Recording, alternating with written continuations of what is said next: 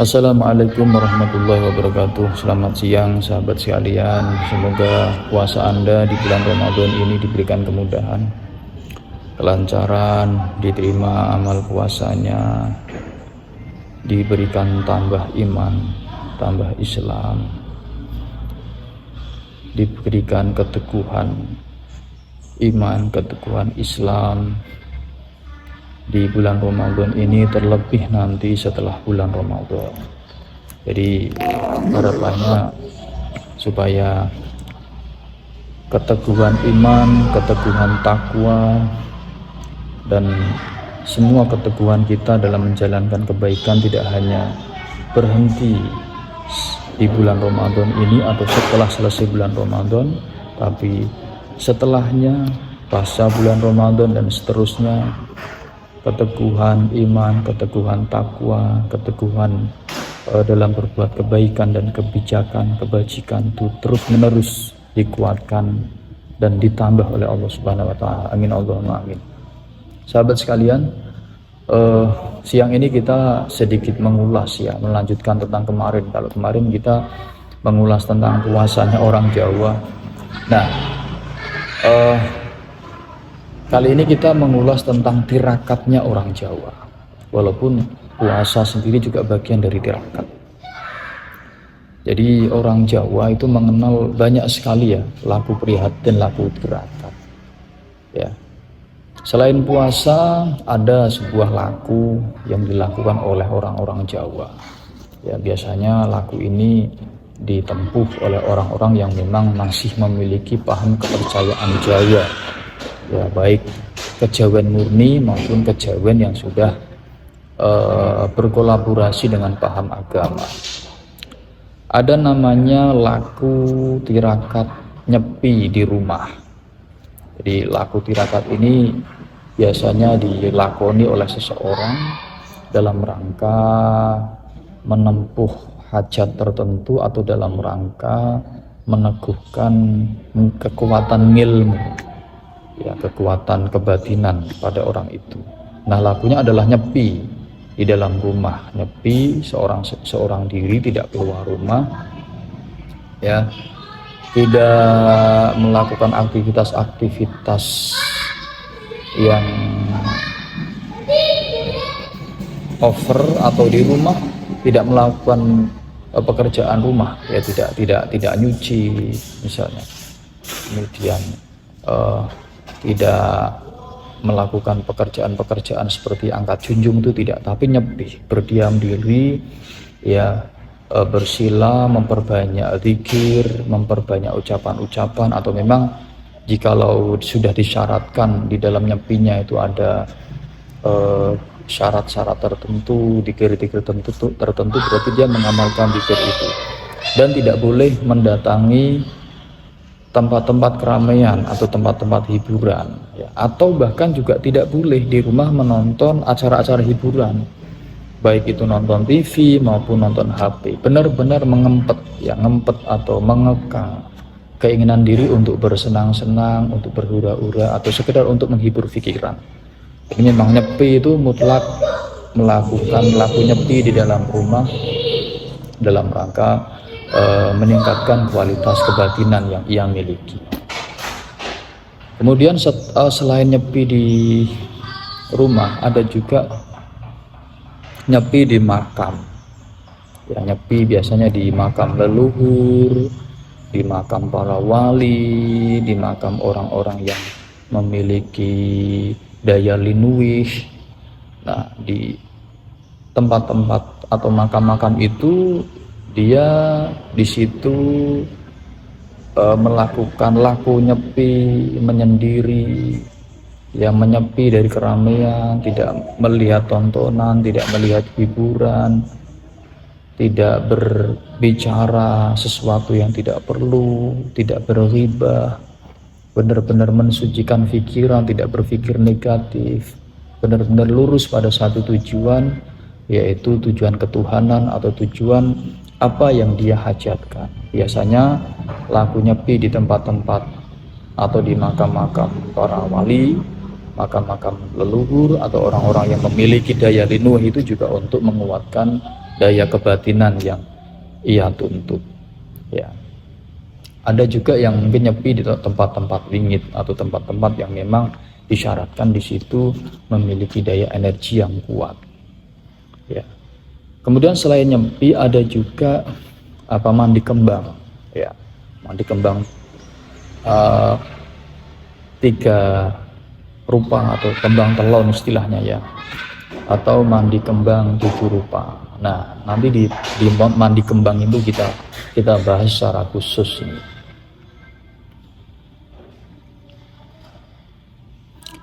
Nah, di mandi kembang ini juga termasuk salah satu laku ya. Cuman kalau di mandi kembang ini biasanya memang resik awak, resik diri, resik agar badan kita, sukma kita bersih dari tempelan energi-energi negatif, dan inner beauty, kewibawaan, karismatik kita terpancar.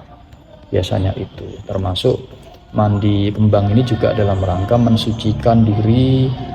Biasanya orang-orang yang sudah banyak melakukan kesalahan, melakukan dosa, itu dia benar-benar ingin tobat, benar-benar ingin mensucikan kembali jiwanya, hatinya, dia mandi kembang. Nah, setelah itu diikuti dengan sholat taubat misalnya, ataupun persyaratan-persyaratan yang lain. Dan setelah itu dia selama hidupnya harus melakukan laku kebaikan, tidak boleh mengulang hal-hal maksiat yang sebelumnya sudah pernah ia lakukan. Itu ya. Nah, kemudian ada laku atau tirakat melek, atau kalau ya, istilahnya topo melek. Nah, itu melek, bener-bener melek. Ya, tinggal disyaratkan berapa hari. Ya, bisa jadi sehari semalam, berarti sehari semalam itu tidak boleh tidur, bener-bener melek. Ya. Nah, di laku melek ini juga sama, tidak boleh mendatangi tempat-tempat hiburan, tidak boleh bersenang-senang, ya. Tidak boleh terlalu banyak. Tinggal disyaratkan ada yang melek itu melek saja tapi dia masih boleh makan, ada yang benar-benar melek dengan diiringi puasa. Ya, karena syaratnya berbeda-beda tergantung dari sang empunya atau guru yang mensyaratkan itu.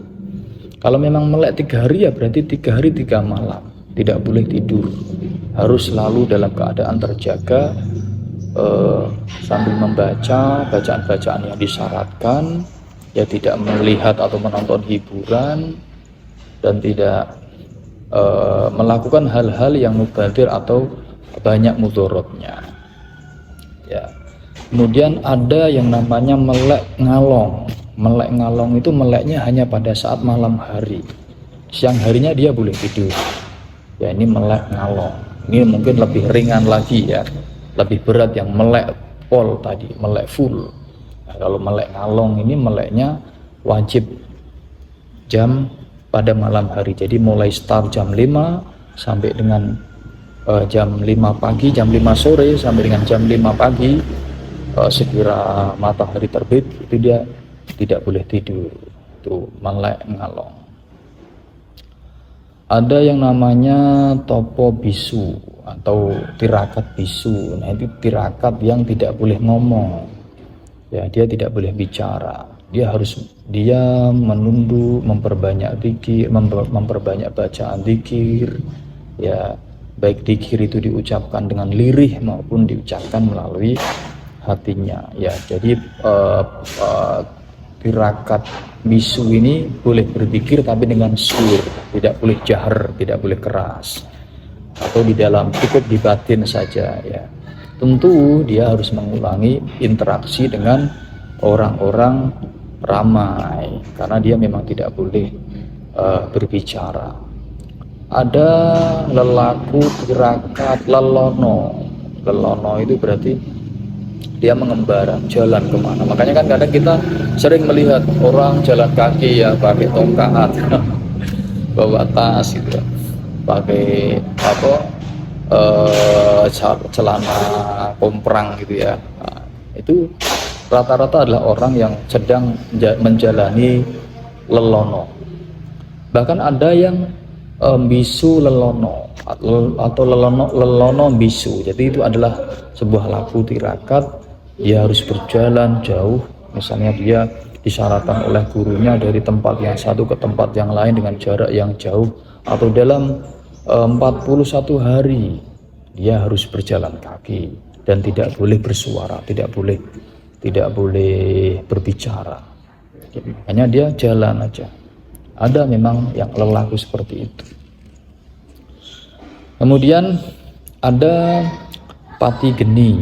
Nah, kalau lelaku atau tirakat pati geni itu berarti dia di dalam rumah.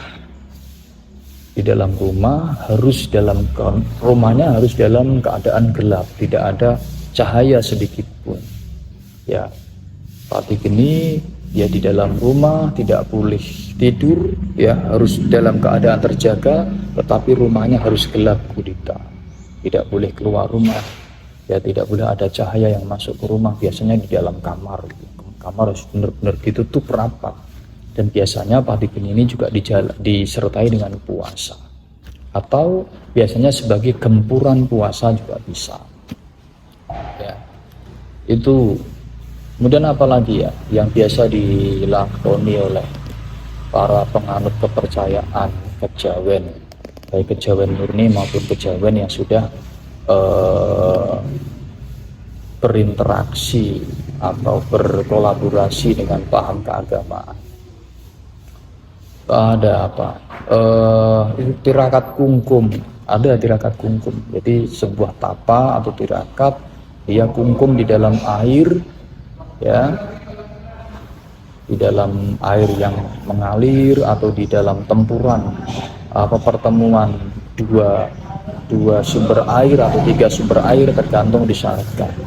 Cuman ini harus hati-hati karena sang guru harus bijak. Jadi jangan sampai seperti kemarin ada kejadian, ya, waktu di daerah mana itu, di Gunung Kidul atau di mana itu, ya, topo atau tirakat kungkum di pinggir laut. Ternyata